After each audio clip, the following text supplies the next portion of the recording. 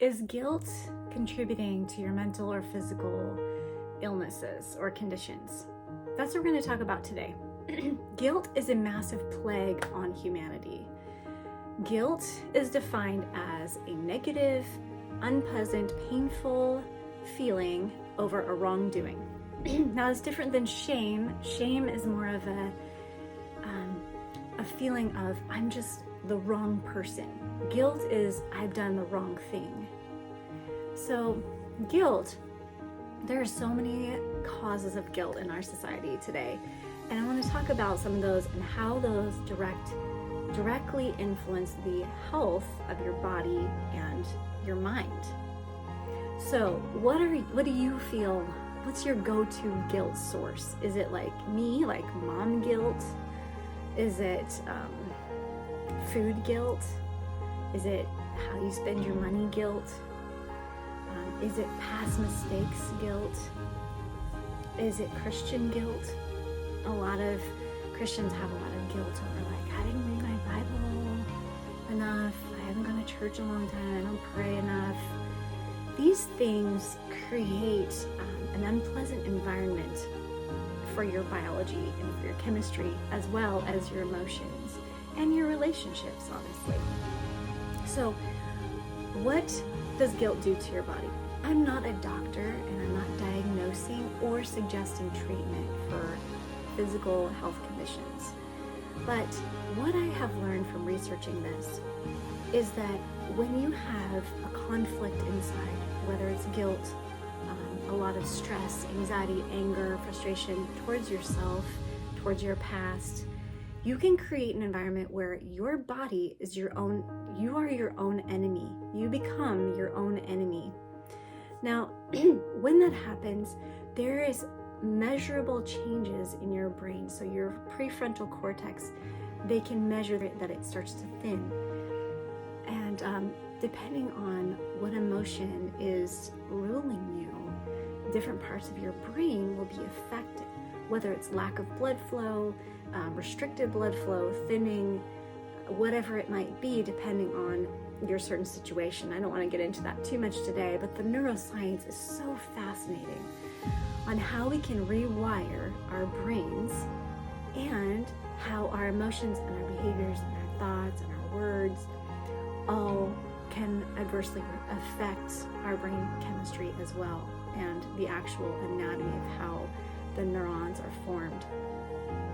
So when the brain starts to change over time, things like this can manifest as PTSD, OCD, eating disorders, depression, substance abuse, chronic pain and chronic fatigue. That's some more of the mental kind of neural pathway conditions that we can experience. Physical conditions also manifest too, like autoimmune diseases. You remember we just talked about how your body starts to be its own enemy, right? So things like Crohn's and lupus and rheumatoid arthritis, diabetes, MS, migraines, insomnia, things have root causes of guilt, including cancer. Whenever you have conflict, your immune system is going to struggle. When your immune system is down, and invaders and rogue cancer mutating cells and things like that have an easier time getting hold.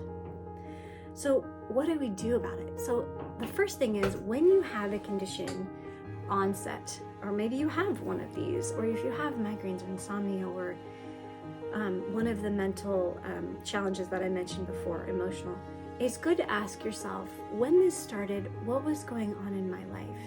What was the strong emotions I was feeling? What was the stressful events? That can give you a clue into how this started, how your body allowed it to happen, and maybe what you can do to start backpedaling out of that situation and moving forward in a different, healthy direction. Let's take an example. So Crohn's disease. Again, I'm not a doctor, but this is what I understand from my research. If I'm mistaken, or if you have anything to add, please throw it in the comments. But Crohn's disease is an autoimmune disease where your body produces white corpuscles in the intestinal tract, where these white corpuscles then turn on the lining of your intestines and start attacking the lining. This is interestingly linked often to personalities that are very driven to meet and exceed the expectations of others. So you can kind of see how the root cause of this might be guilt, because these people are constantly trying to meet the expectation of someone else, and they are often failing, because how easy is that to do? Not very. And so they have a lot of guilt about, if I could just try harder, if I just did this better. So Crohn's disease versus ulcerative colitis, which is not a guilt root disease. It's not an autoimmune. It's more of a stress-related root cause. Interesting things like, so what do we do about it? Don't you hate it when people are like, oh, well, that is caused by that, but they don't give you a way through? It's like, well, I can't undo what I've done, so now what do I do? So I love going to the Word of God, because it always gives such great, clear answers and suggestions and hope, because there's always hope with God. Until we breathe our last, there's always hope. There's a verse in Romans 12:18 that says, if it is all possible, as much as it depends on you, live peacefully with all men. So that's a good verse to kind of review when you're thinking about guilt and what you can do about it. Have I done everything I can to live in peace? If I have, then I am off the hook. I have done what I can. I'm going to let myself be human, and I'm going to just trust that God will handle it. I'm not going to wear all that responsibility. If I haven't, then that's something I can do. I can ask for forgiveness. I can make amends. I can do what I can to make things right. So there's always a proactive step to our recovery. There's a big difference between being convicted by wrongdoing and being condemned by guilt. We don't want to go under condemnation, because if you're a believer in Jesus, He has taken all that cost that you owed on Himself, and He paid that debt completely to the full. So we are never under the condemnation of God anymore. But we do get under conviction. He'll say, hey, that wasn't the right way. I don't want you to do it that way. And then we just make amends as best we can. So if you are struggling with guilt, ask yourself, was what I did intentional? If it was, then I need to apologize and make it right. If it was not intentional, then I just need to give myself permission to be human and have errors. Forgive myself and move forward, and not take myself too personally and make myself feel like I have to be perfect all the time. When we store up these emotions and not deal with them, oftentimes they can come out as anger.